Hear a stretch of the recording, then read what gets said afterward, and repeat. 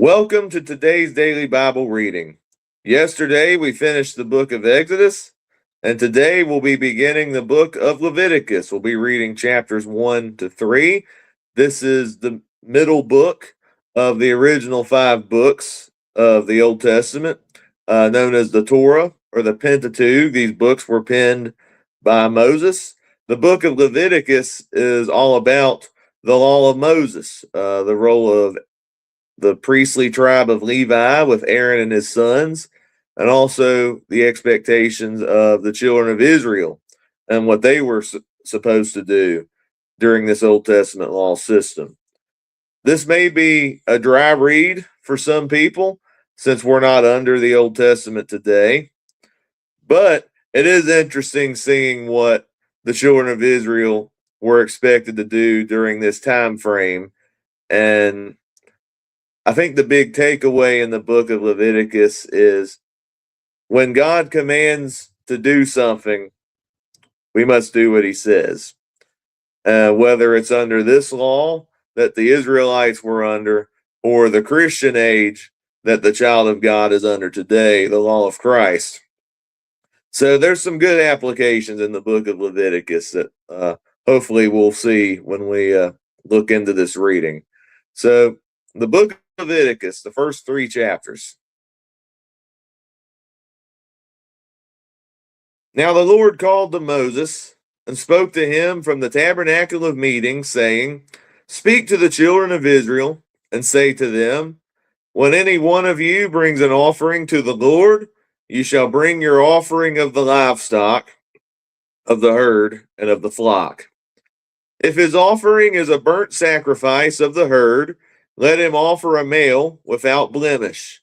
He shall offer it of his own free will at the door of the tabernacle of meeting before the Lord.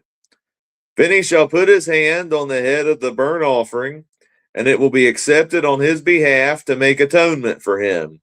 He shall kill the bull before the Lord, and the priest, Aaron's sons, shall bring the blood and sprinkle the blood all around on the altar, that is by the door of the tabernacle of meeting.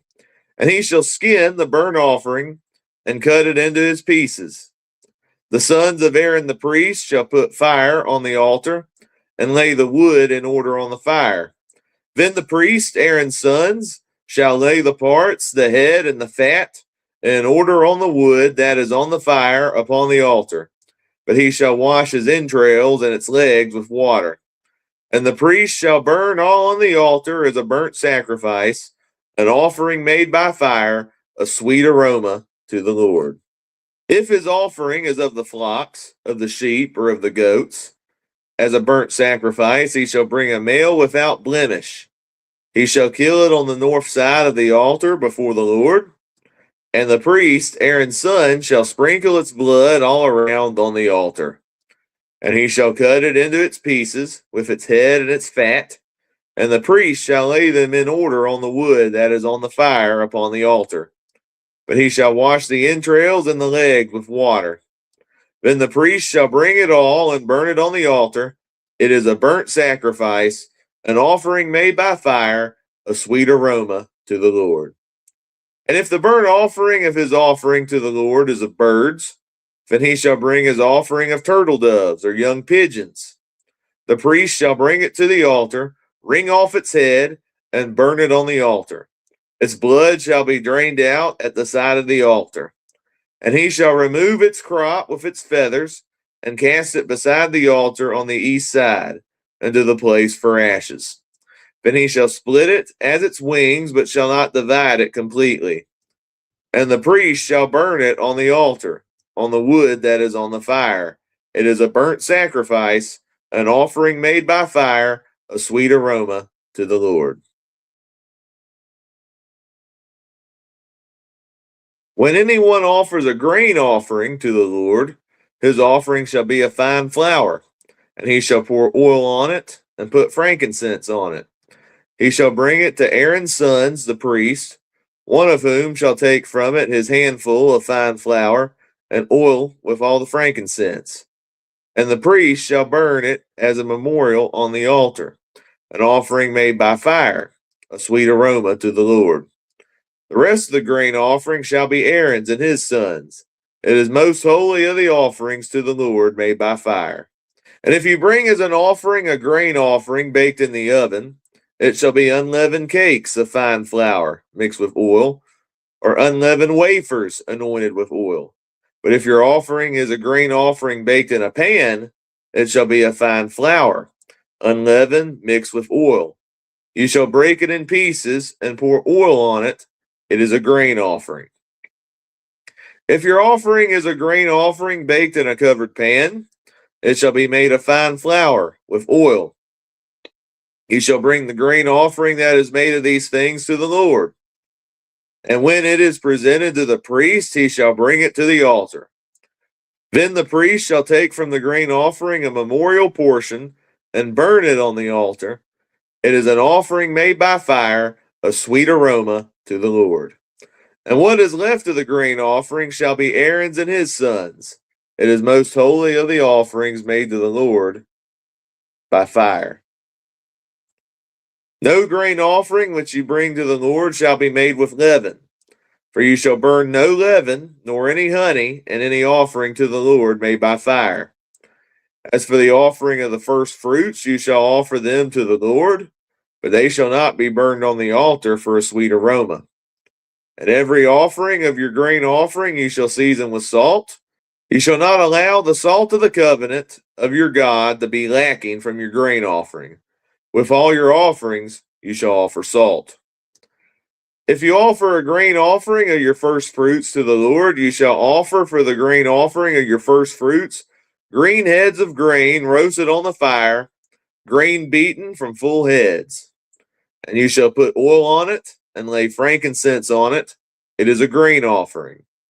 Then the priest shall burn the memorial portion, part of its beaten grain and part of its oil, with all the frankincense as an offering made by fire to the Lord. When his offering is a sacrifice of a peace offering, if he offers it of the herd, whether male or female, he shall offer it without blemish before the Lord. And he shall lay his hand on the head of his offering and kill it at the door of the tabernacle of meeting, and Aaron's sons, the priest, shall sprinkle the blood all around on the altar. Then he shall offer from the sacrifice of the peace offering an offering made by fire to the Lord.